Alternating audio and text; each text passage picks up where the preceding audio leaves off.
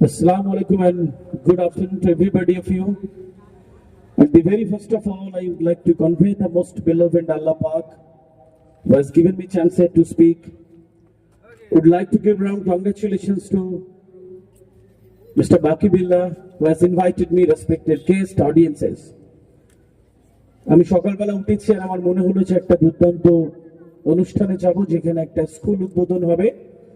সেখানে আমি কিছু সম্মানিত বাবা মায়েরা থাকবেন, স্টুডেন্টস, টিচাররা থাকবেন, তাদের সামনে কথা বলবো। আমার ব্যক্তিগতভাবে এডুকেশনিস্টদের সাথে থাকতে ভালো লাগে। আমার যারা স্বপ্নবাজ মানুষ তাদের সাথে থাকতে আমার ভালো লাগে। যারা নতুন কিছু করতে চায়, এন্টারপ্রেনার, উদ্যোগপতি, তাদের সাথে থাকতে আমার ভালো লাগে।